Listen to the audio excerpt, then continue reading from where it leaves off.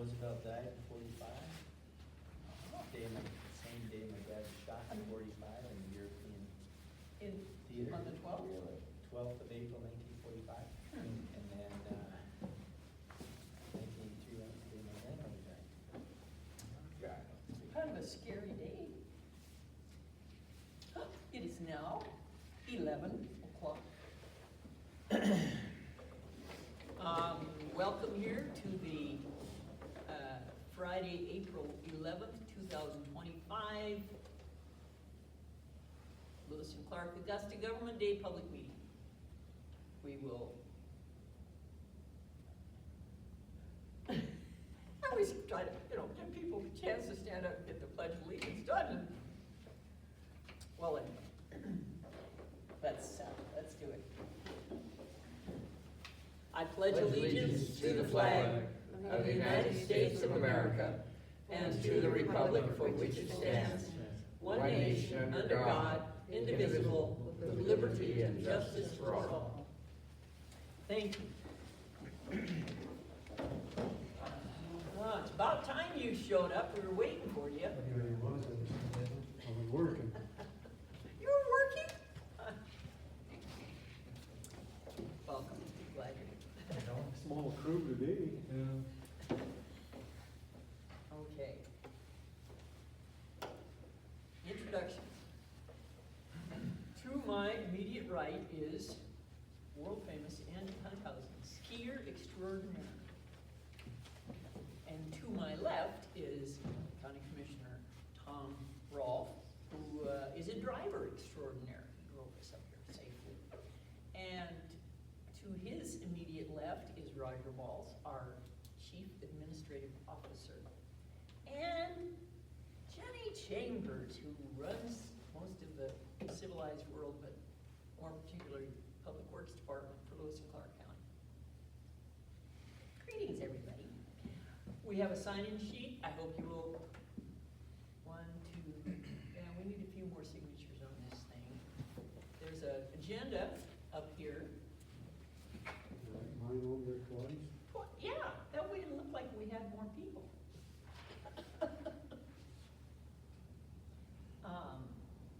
There it is, induction, reports. Well, first of all, I can report that Sheriff Dutton is absent. However, he's attending the funeral of the old sheriff over in Powell County at passed away. Public Works reports. There, yeah. Jen. Commissioners and the public, for the record, my name is Jenny Chambers, Lewis Clark County Public Works Director. Just a couple updates to you. We're just in the different seasons between winter and spring, summer, and some upcoming summer projects I'll talk to you guys about. But we've also had a little bit of weather here that we were able to do some work that Lewis, your district operator, has been wanting to do for some time. We hauled up which is a tractor and a PTH, which crushed most of Warden Road. We broke down 3/4 of a mile on the top end, and then it broke down, and so we hauled it back to Helena, but then we're gonna haul it back up for him to finish that road.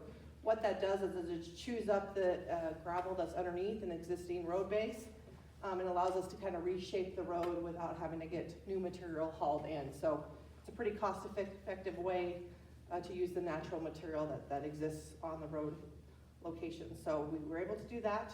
Jenny, what did you call that? It's a PTH, it's a crusher. The PTH is an acronym, but it doesn't really have a definition because it's like the brand. So I looked that up numerous times so that I could actually tell you what PTH stands for, but it doesn't. It just means PTH. It's just a road crusher. Basically, it just chews up the road. Chews up the road, yep. You pull it with a tractor and it chews up the road. This summer, we're gonna also do Sun Canyon, the lower 6 miles of Sun Canyon, adding additional gravel, and then do dust abatement with magnesium chloride on top of that. That will be from the transfer station 6 miles up Sun Canyon Road. So that'll be a good project this summer on that stretch. We also did some new signage. I don't know if you guys seen that, but there's school signs new school signs installed. We replaced the old signs with some high-vis signage, and added a new school zone, 15-mile-an-hour school zone sign. We are also added a crosswalk sign that just says crosswalk ahead, and then we've ordered a stop when occupied for the crosswalk location that once it gets in, it'll get installed as well. So just trying to upgrade some of the visibility on some of the school safety areas and some of the signage around the location. So hopefully you guys have seen that. The signs look pretty nice. I drove by it this morning. Highway 435 is a project that we bid. We received 4 bids in February. The bid was awarded to Helena Sand and Gravel. The project consists of crack sealing, chip sealing, and paint of 10.1 miles on Highway 435. It will also include some paint striping on Sun Canyon Road from Highway 287 to the transfer station, just some new epoxy paint, and also on Highway 435 to Broadway Street. So it's just gonna make that road, it's just maintenance project for both of those stretches.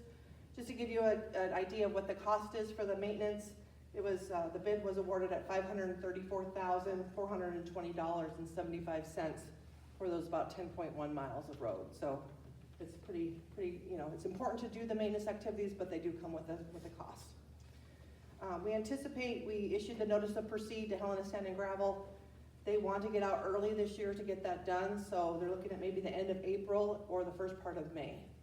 So once we know a little bit more definitive on what their schedule is, we'll see if we can get something posted on the sign here, as well as maybe a reader board up in the area just to kind of say when that schedule's gonna take place. So that's kind of the road update on the road projects. Also wanted to give a couple updates on the bridges in the area that we've been working on. Augusta Clemens Bridge, as far as the Montana Coal Endowment Program grant application, is still sitting okay at the legislative session right now. So we're anticipating that that's gonna get awarded. We won't know that until the tail end of the legislative session, which is gonna be sometime in May. And then once we get that in place, that money would be available starting the next state fiscal year, and we can start with the design of that project. So we're excited about that. Birdtail, it's still on our radar, still a priority project. We're continuing with the full-blown design of what a bridge replacement would look like, knowing that we don't currently have the funding to do construction, but maybe if we get a design done, we know what the cost is gonna be. We can apply for additional grant money in the future. Right now on our bridge infrastructure plan, it's slated in 2029 as far as when we would potentially even have the money to actually do that bridge replacement based upon our current schedule if we don't get other funding. In the meantime, we are still trying to work with the landowner in the area to get a temporary detour crossing in place.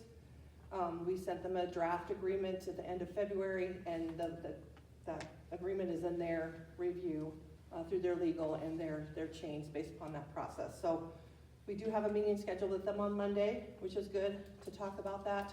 So things are progressing, but we can't really plan on any construction activities for a detour or anything like that until we get the agreement with the landowner. So that's making progress, but we'll see how things shake out.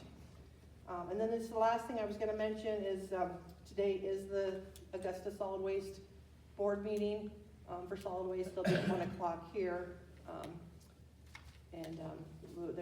On the agenda is just to update on some of the operational activities, talking about the fiscal year 26 budget proposal for the board to consider.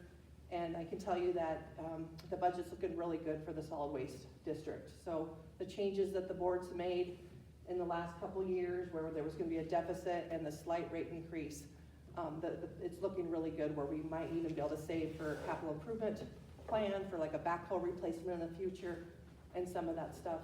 And finance person, Misty Edwards, is not recommending the board to have a rate increase based upon the good work that the group's been doing based upon operational changes and cost effectiveness with that board. So, but yeah, if you want to hear more, please come to the ad hoc meeting to listen to that dialogue. That's what I have today, Tricia.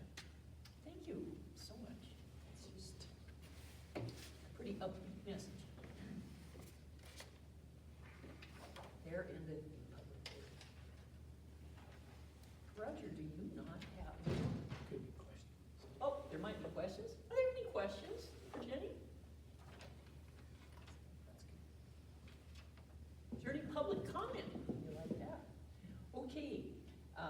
Forest Service report. Could you pretend like you're the Forest Service guy? Otherwise, we're just not having enough reports here. Never mind. We don't have a public health report. Roger, do you have anything in particular that you Sure. would like to Sure. comment upon? Thanks, Commissioner, sure. Well, good morning, everyone. Maybe I could just provide a little bit of information to you since we have a few speakers who are usually not with us today. These are not particularly specific to Augusta, but they might be of interest to you all. The county is really paying attention to what's going on in Helena with the legislative session that's going on right now. We really try to pay attention to things like things that might affect property tax, revenues that come to the counties, anything that affects growth planning, subdivision approvals, and also possibilities for grant money, like Jenny just mentioned already this morning.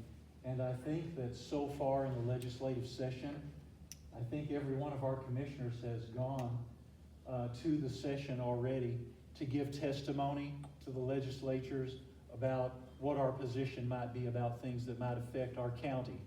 So that's an important thing that's going on right now in your county government. Switching topics, one thing that's happened since the last time we met with you all is that we had a very serious and tragic shooting incident that happened right outside the courthouse in Helena. I don't know if you're familiar with that, but a person was shot. And there are 3 different investigations that are going on now in follow-up to what happened. And back in 2020, the county commissioners authorized putting security in our courthouse. So when you go into our courthouse, it's similar to like when you're going to get on an airplane. You go through a security checkpoint, your bags are screened, we have security guards and that type of thing there. It's just unfortunate that that's the world we live in now. You have to pay attention to that kind of thing. So that's a very serious thing that we're all following up on right now. That's very important. I'm sure if Sheriff Dutton had been here today, he probably would have spoke a little bit about it. The other thing that might be of interest to you all is that April, May, and June are very, very busy times for the county's financial operation.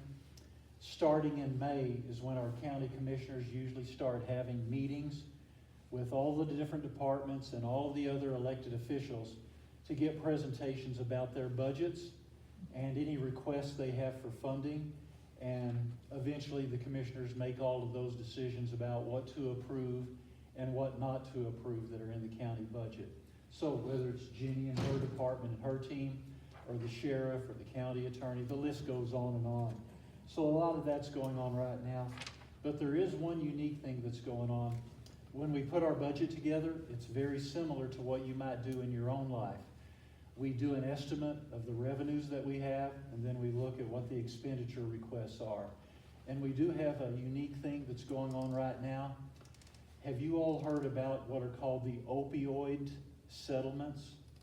There's been a number of legal cases that have been heard, and there's been some legal action taken that is funneling millions and millions of dollars through a legal settlement tied to the opioid use that's happened in our country. And our county government is getting some opioid money that's coming in right now. So we have a little over $200,000 that's come in, but that's a new revenue that's come into the county, and those funds have to be used on things that address the impacts of opioid use here in our county. So that will be something the commissioners will be looking at. And just in the big picture, everyone, I think I've said this before, the county has 396 full-time employees and an overall budget that varies a little bit from roughly $100 million a year to $110 million. So that's the overall expenditure budget for the county. But we focus on identifying our revenues, identifying the spending requests that we have, and making sure that we're developing what we call a capital improvement program, setting money aside for capital improvements. But the last thing I'll leave you with is the other thing that we really try to pay attention to with the state legislature is whenever they start doing something called, it's a term, it's called unfunded mandates. And it's where we are given maybe a new law or a new regulation that we have to implement in the county that the state requires of us, but the state doesn't provide any money to do so.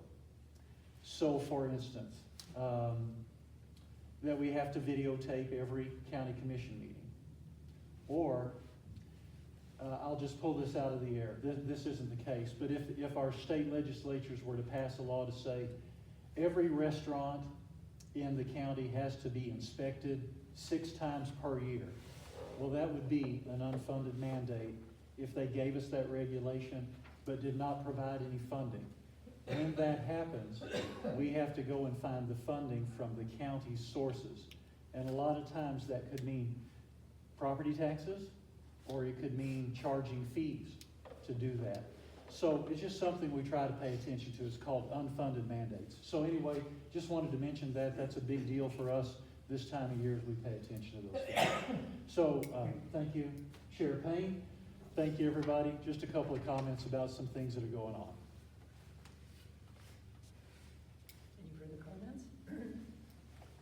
I wanted to make a comment on his report about the shooting at the courthouse. I got some emails from constituents saying, why in the hell don't we know what's going on? Why isn't anybody reporting anything? Why is this a big secret? And I thought, well, that's reasonable, so I dug around. So the state law requires that when there is a shooting and it involves a city policeman or a patrolman or sheriff, the shooting has to be, there's a study, somebody goes in and investigates, and it can't be like Sheriff Dutton and his group are involved in the shooting. It can't be the sheriff's group, it's gotta be, and they have this entity from the Department of Justice called the DCI? Criminal investigation. Criminal investigation. So they're not all in cahoots with each other. This is another entity. So they are doing the investigation. And while they're doing the investigation, nobody talks about it because the people involved are entitled to their constitutional right to privacy and innocent until proven guilty. And there's all these stuff, and it really doesn't matter who it is, we're all entitled to the same thing. So that's why it takes so long. And we have a coroner, and usually Sheriff Dutton is the coroner for Lewis and Clark County, but because his group is involved, they got the coroner out of, I think, Broadwater County to do the coroner's inquest. And I also learned that in a coroner's inquest, the jury is picked from the same jury pool that is the district court jury. So if you get called to jury duty in Helena, it could be for an inquest, and the jury for an inquest sits and listens to the report from the coroner and reviews all of the evidence presented. And what I found was really interesting, the jurors on this inquest jury can ask questions. So if something is not clear or they don't think that's quite right, they can ask the coroner, what the heck's going on here, and why don't you, which regular juries don't do that. Anyway, we have a little time here, and I just wanted to pass that on. I thought it was important that it's not that they're covering up anything, it's giving everybody involved due process and making sure we have an accurate report. And isn't that exciting? What a country, huh? All right. Any other comments? Public? Do we have any public comments? Okay. Other business. Next meeting will be May 9th, 2025. It seems like this last month went by awfully fast. Then, we have now come to the point of this meeting, or would we ask for any public comment on any public matter within the jurisdiction of the commission that is not on the agenda today?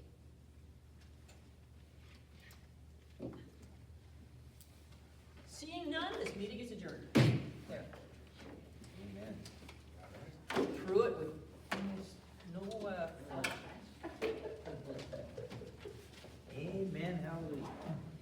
well, we didn't have, Sheriff Dutton here. I mean, you leave the chairs and the table, we'll use it, We'll use it at 1 o'clock, so. that's right. Yeah, we'll use it at 1 o'clock. We drove for an hour for 20 Well, minutes. Missy's